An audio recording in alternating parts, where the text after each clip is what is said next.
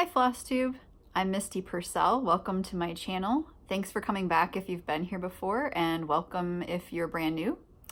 Today is Friday the 17th of May, and I'm especially excited today because I get to share one of my latest designs. I'm releasing it today, so I've been anticipating this day for quite a while and not sleeping that well this week, so hopefully I'll sleep well tonight now that I've released it.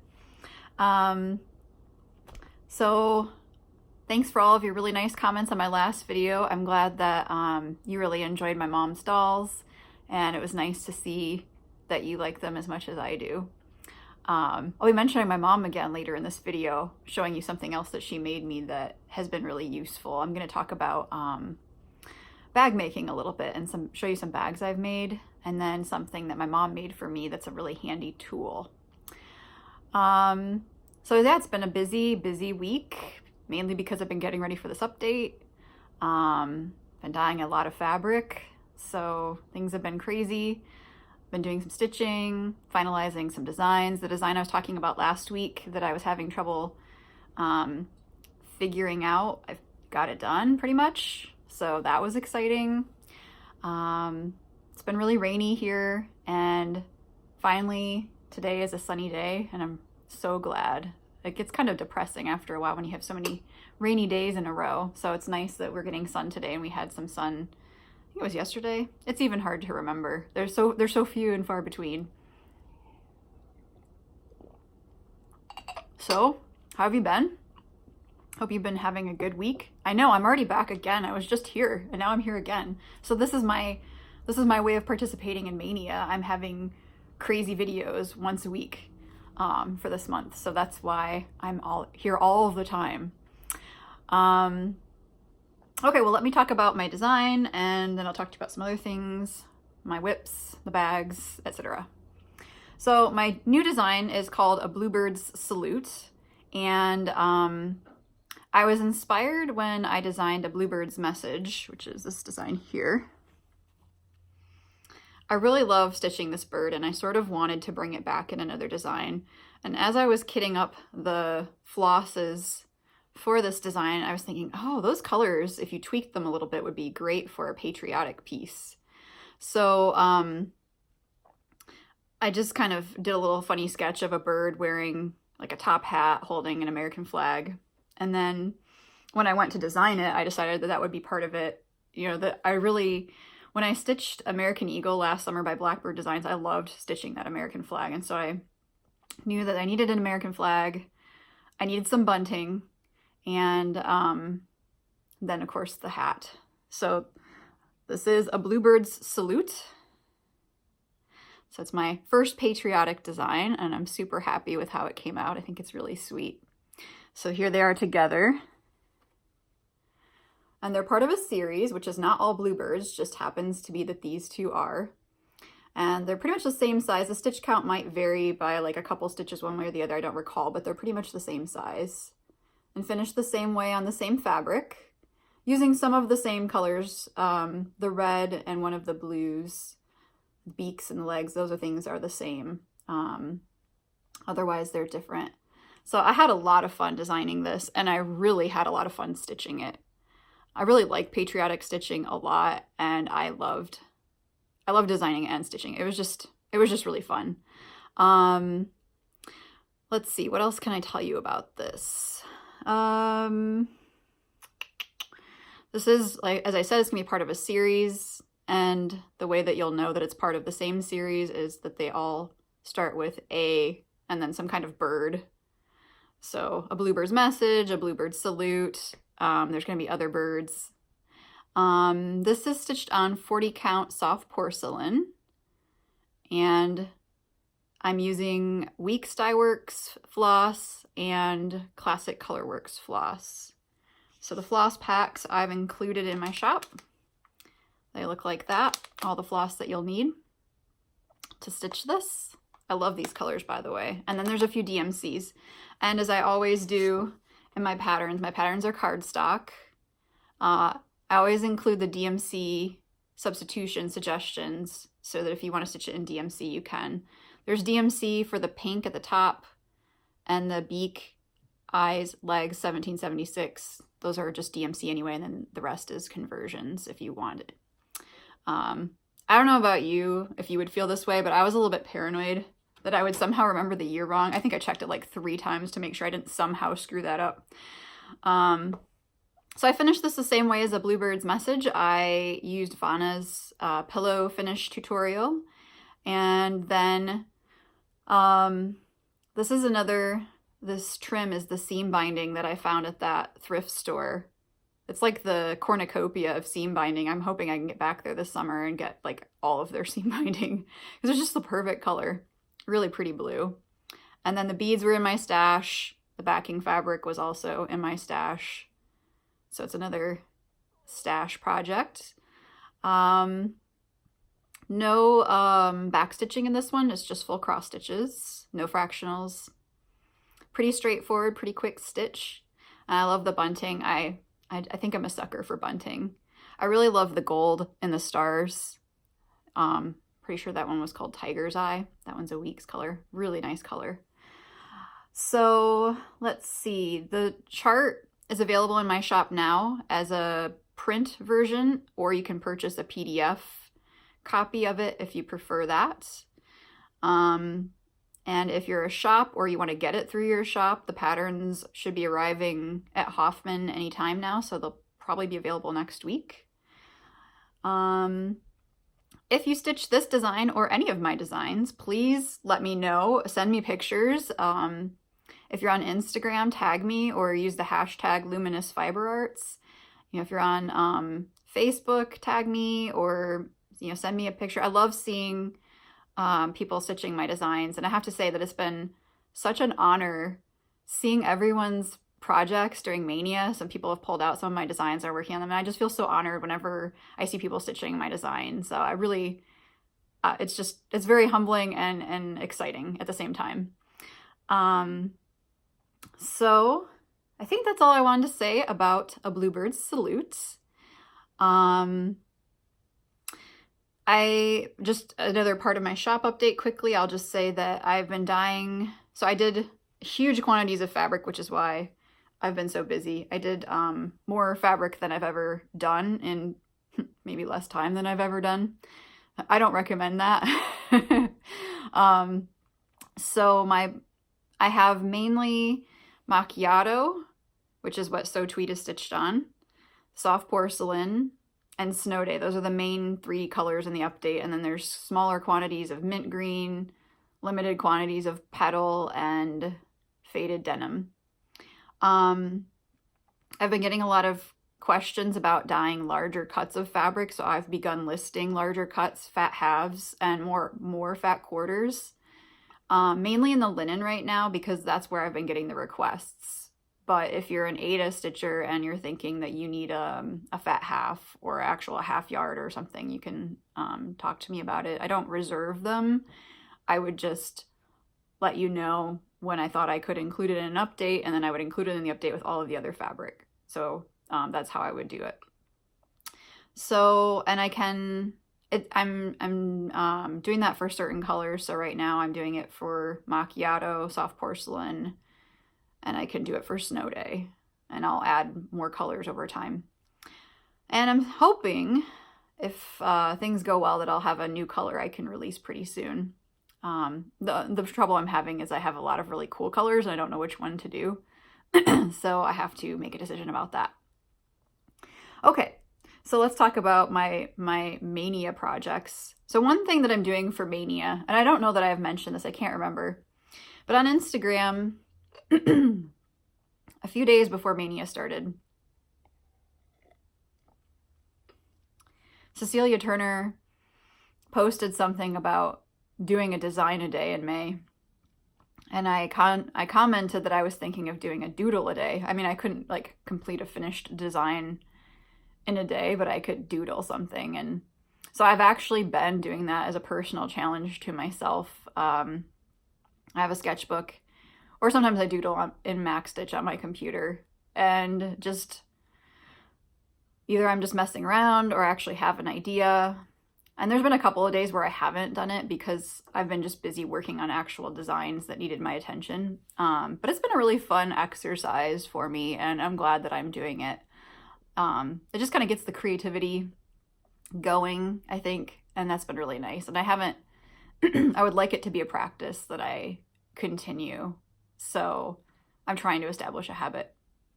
So that's been part of my mania. The other part of my mania has been my videos, and then I'm just kind of stitching. I'm not really calling it mania what I'm doing, because I guess it's just what I would be doing anyway, but it's sort of mania. I don't know. I'm stitching in May. It is mania. So whips. I worked on only 2 whips since you last saw me, because it was just Sunday. And those are Away We Ride by Blackbird Designs. This was my birthday start, as I said a million times before I started it, and I'll say a million times after. This is going along nicely, and I think it's beautiful. It gets more and more beautiful all the time. Seriously. It's so beautiful, I could not put it down. So I didn't give any love yet to the flag, the giant flag this week, because I just was having such a good time with this. Isn't that awesome? Ah, it looks so, so good. I just love it. That border is pretty darn slow. I like working on a section of it and then going back to the middle. That makes it much more manageable. And especially along the bottom, I think I'll have to do that as well. But I just could stare at this like all day. Well done, Blackbird Designs. Well done. This is stitched on 40 count macchiato, which is one of my hand-dyed fabrics, which is in my shop. So I decided to try Mag Eyes because I noticed when I was stitching on this in the mornings that after about 2 hours of stitching, which is usually about all I get, but that my eyes felt a bit tired from focusing so much. And I can see it pretty well, the fabric, but I just noticed a certain amount of tiredness for my eyes that I haven't had before. And my friend has the Mag Eyes, so I asked her, could I try them out? And I think I'd tried them looking at like 32 count, and I think the magnification was also too strong, but I don't need it for 32 count. Like, I can see that. So it wasn't like a good indication to me as how it would help me. I was like, can you make sure you also lend me, because she has the number 4s on her Mag Eyes. I'm like, can you also lend me the number 2s, which are the lowest magnification? And she's like, yeah, I actually just threw them away. Let me get them out of the trash, because she didn't need them. So I tried the 2 and I tried the 4, and the 4 is like I'm underwater, but the 2 is good. So I tried it out this morning for the first time, and I found that it was helpful. It's a weird adjustment. I've never worn any kind of glasses at all, and I've really never worked with any magnification. No contacts. I mean, just sunglasses. That's it. So there was a little bit of like, I think, weird feeling of having my vision kind of focused in the middle and having kind of blurred around the edges as I'm looking, but maybe I'm already doing that. I just don't know. I don't know. It was a different experience, but I think it's going to be helpful. So I think I'm going to go ahead and invest in a pair of the Mag Eyes and see how that goes for me. But it seemed good. So if you're having trouble seeing your fabric, maybe give those a try. Like I said, I feel like it was helpful. Maybe sped up my stitching a little bit. I'm not a fast stitcher, but sometimes when I watch Stitch With Me videos, and I know that people are talking while they're stitching, but I feel like if someone's stitching in hand, I'm going about as fast as they are, I think, when I'm stitching two-handed on a scroll rod on a floor stand. So it may have sped my stitching up just a little bit to be able to see it bigger on the 40 count. It would be interesting to use on like 28 count stitching over 1. So that'll be another experiment for the future. Okay, so that's it about Mag Eyes. And oh, I had said this before, but I'll just say it again in case you're new here, that I've changed one color. The orange is Toffee from Gentle Arts, not the called for pumpkin. And I just love that. And I just love every color in this. I love everything about this. Still in love. And then my other project that I'm currently working on is Where There Are Bees by Prairie Schooler. Another awesome design, and I've changed all of the colors because I can't help myself, but I've only stitched with 2 of them thus far. So here's where I am. I started this last Saturday, I think, and it kind of got a little neglected this week because I couldn't put down the other one. But I like it, and man, it's a fast stitch, and boy, this fabric is easy to see. So it's the other one that I stitched, the rabbit run, I had stitched that in hand, and I was, I don't really use the sewing method, so it seemed to take forever, and this seems to be going much faster, so it's nice that I can see a difference there where stitching two-handed has sped me up quite a bit. This is stitched on 32 count Weeks Dye Works. Fabric color is linen. And it's just kind of a beigey, slightly pink toned fabric. And I have starched this fabric using Best Press, which is something that Vana had recommended quite some time ago on Fiber Talk when she was chatting sometime with Gary. It was some advice that she gave, and I do find that that is helpful. So I do that when I've used the Weeks fabric. I'm stitching that as part of the very Prairie Year sal that I'm stitching with Barbie and Helen. And if you don't know what that is, we started in January, and basically the idea is that you would stitch one Prairie Schooler design a month, any design you want, on any day that you want. There are no rules. Some months I've not started something new to keep going. You can start anytime. So if you just want an excuse to stitch Prairie Schooler, this is your excuse.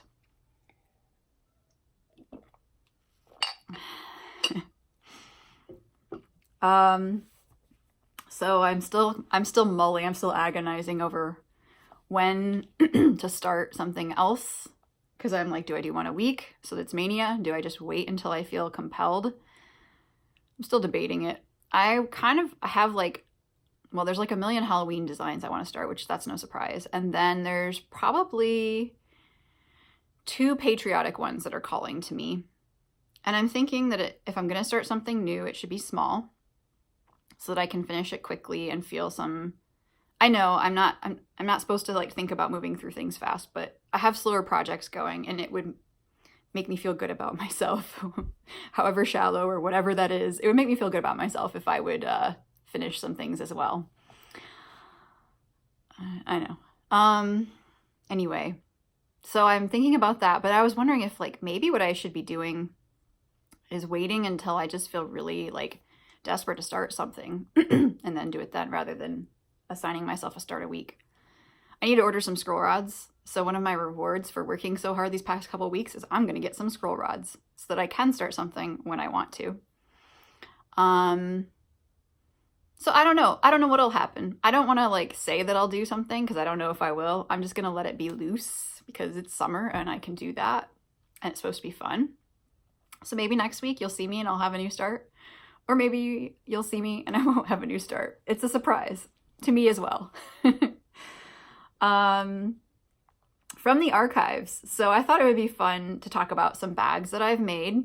And I've made a lot of bags. I like making bags. They're like potato chips. They're like the smalls of cross stitch or the hats of knitting. They're something that you can do relatively quickly and feel satisfaction about. And they're useful.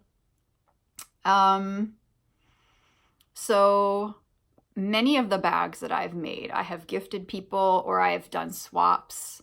So actually, more of the bags that I've made have gone out of my house than I actually own, but I've kept a few of my own bags. But I like to make them, especially at Christmas as gifts.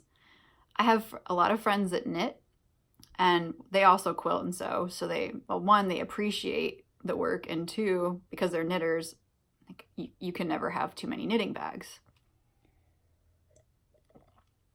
So I thought I would share 3 of the mini bags I've made and talk a little bit about them. So this first one is called the Stitch and Stash bag. And it doesn't look great because I don't have anything in it to make it stay nice and have its shape. I guess I should have pre-stuffed this before I showed it to you.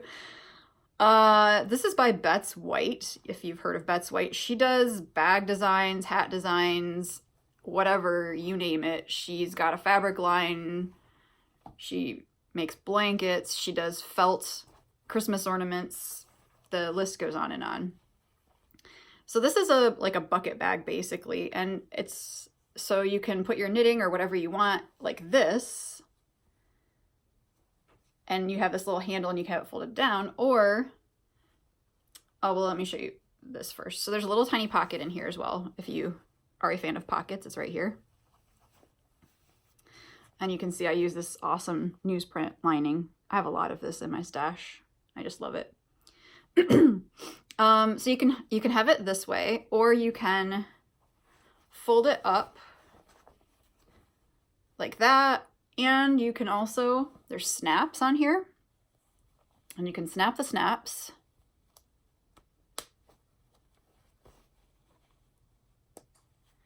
And then you can either have it long like this, or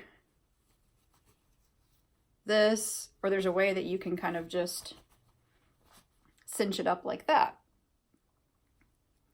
So this was a cool bag. I haven't used it a whole lot, to be totally honest with you. And I think the reason is I tended, other than hats, I tended to knit larger things. Like I liked to knit sweaters, so they don't really fit in here after a while.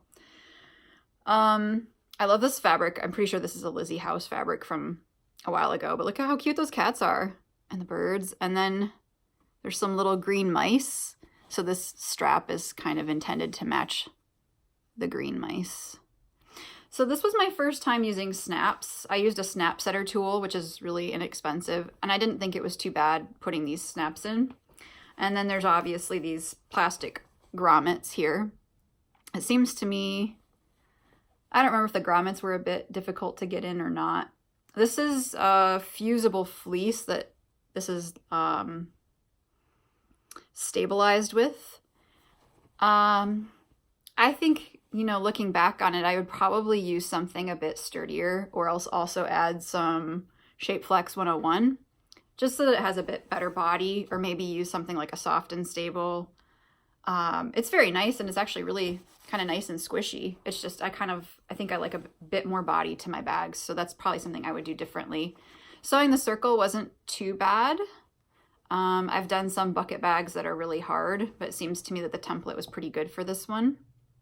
So a friend and I made one of these, and then she wanted to learn how, so we spent a weekend a few years ago around Memorial Day. We had like a sewing day at her house, and it was fun to make these. So this is the Stitch and Stash bag. I'll link this in the description below the video in case you're interested.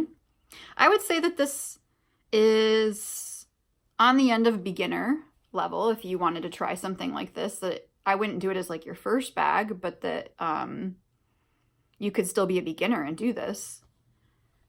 The snap setting is fine. There might have been a little trouble snapping it, or else snapping the grommets. You have to be careful to get the grommets to be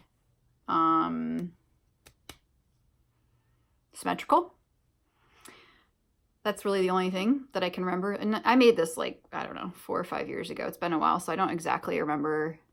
All of these bags are from several years ago. So sorry, I don't have stored in my memory like really great tips for you, but I'll try to tell you what I can about them. The other 2 bags are from Anna Graham's designs. She's Noodlehead. I love her stuff. I'm pretty sure I've shown this before. I took this to market, and Sue was a big fan of this one. I think I might have showed this in relation to that Halloween quilt that I made. So this is called the Super Tote. And, well, I really loved this print, and I wanted an excuse to use it. And a bag is a great way to use a large-scale print and show it off. So that's what I like to do with bags sometimes. You know, if I've got fabric that's really like awesome and it's a large scale, some quilts it doesn't lend itself that well to, but it does for a bag. So it has this little pretty pleated gusset on the side, and you can use store-bought piping, or I made my own, which was not hard, just using the same material here. And this straps, this was some fabric I'd had in my stash that I just love. So this was just a really fun project. So this side has a pocket. And then this side is just flat. It's sewn down to the bag. And so you're obviously making your own straps, but you could buy straps if you prefer. There's a zipper in here so that you can zip. If I can find it. Helps if I grab the correct end. You can zip it up. And inside are, it calls for four, it's like a divided pocket. Oh, it's hard to show you. There's an elastic, and then it's a divided pocket, and you're supposed to put one on each side, but I opted to just put one on one side of the bag. So you could put like a water bottle in there or whatever you wish. So I love this bag. It's a really great size, and the pattern calls for using like a canvas or a home deck weight fabric, and this is quilting cotton. So she recommended that if you're going to use quilting cotton, you use the Shapeflex 101 and the Pellon, I think it's 808 or 809, I don't remember. Or that you baste it to like canvas. So my recommendation from my experience, I did the Shapeflex 101 and the Pellon 808 or 809, the Craft Fuse I think it's called. And I think that this bag is great. Like, it's not too heavy, but it's sturdy, keeps its shape nicely. I would not recommend doing the canvas basting. I've done that before on an Amy Butler bag, and it just made the bag really heavy and really floppy. So I wouldn't do that again, unless I was like somehow really desperate to for some reason. But I wouldn't. I would just do this if you want to use quilting cotton. So that's a super tote. I'll link that. And the other Noodlehead bag I did, I think this was my first one.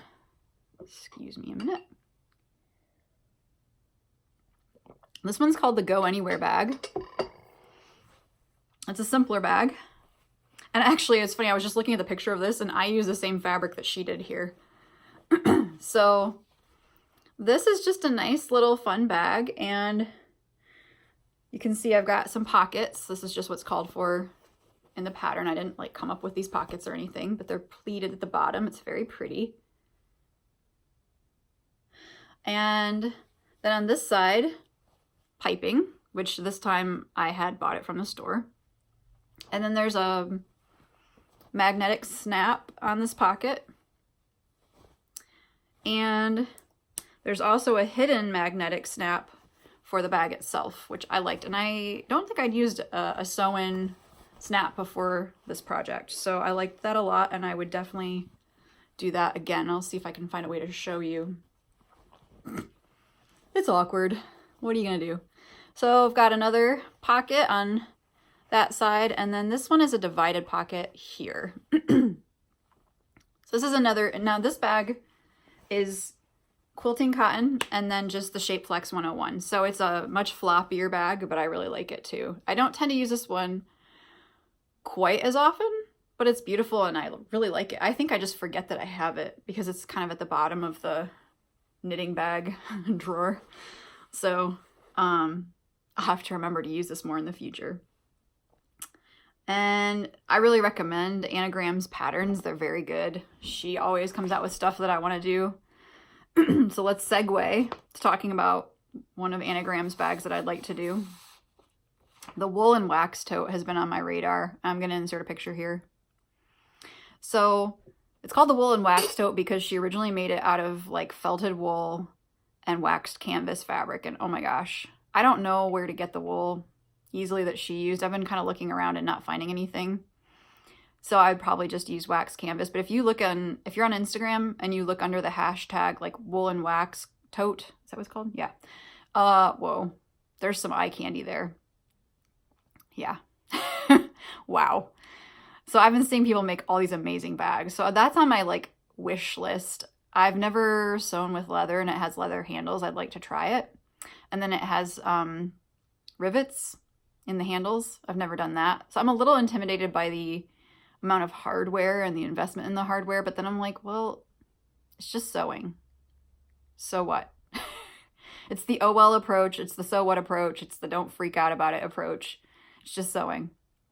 So I'm thinking about that, and I I'd like to try the wax canvas. It looks amazing. So I would probably do 2 colors of wax canvas, or I have a Charlie Harper canvas print that I could maybe use as the bag body and then get the wax canvas for the base. So that's on my mind. The other bag that I'm dreaming about, and I have been for a while, is by Sotak, and it's called the Denver Tote. I'll insert that here. I think it's just a sweet little bag. It would be perfect for knitting. Not that I'm doing any knitting, but I have friends who are knitting who might need a bag. I've just been admiring that for a long time. So that's a possibility of something that could happen sometime this summer. I really want to do a little bit of sewing this summer sometime. And so I'm linking the Woolen Wax Tote and the Denver Tote for you in case you want to check those out. I think her name is Svetlana that does the Sotak handmade. And she has a lot of bag patterns, and I haven't made any of her patterns. I have purchased a couple of them.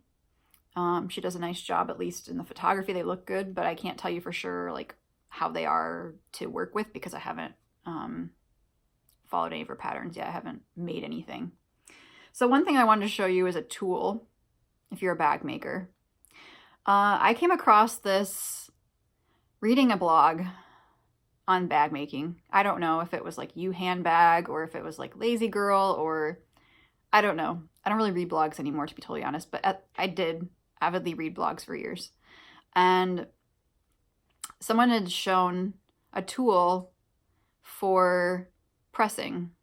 And so it looks like a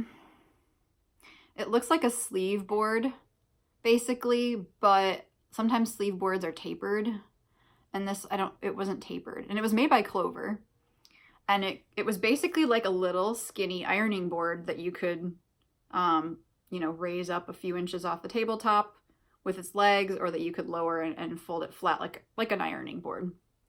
But you would use it for bags to get into those hard to reach corners on bags when you're pressing them, and there are a lot of those, or to do like long seams. Just some seams are hard to press, and I was like, oh my gosh, I need one of those, but they're really expensive. And I was telling my mom about it, and she's like, well, I can make you one of those. And I was like, okay. And like, yeah, she can, but like, when is she going to do that with she was really busy at the time.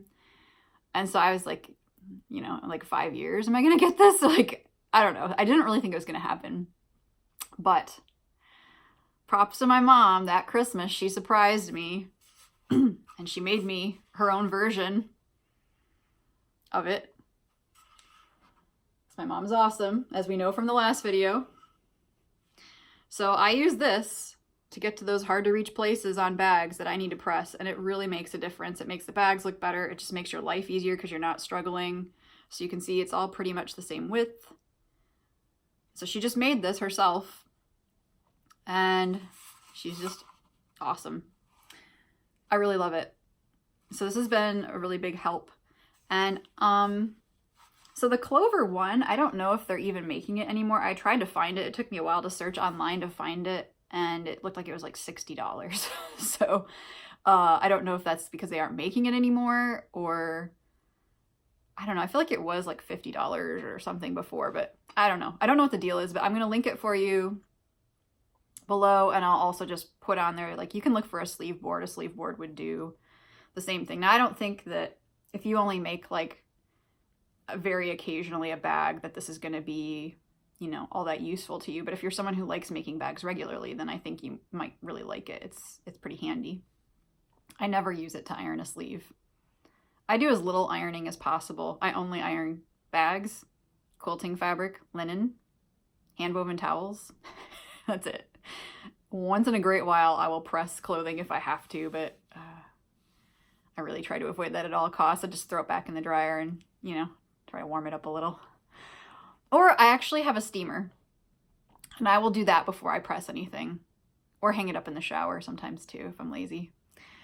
So that's a lot about me. Okay, I think that's all I've got for today. I'll see you in a week. I hope you have a great one. Thanks so much for visiting with me today, and I hope you get in lots of stitching, and happy Mania. Take care.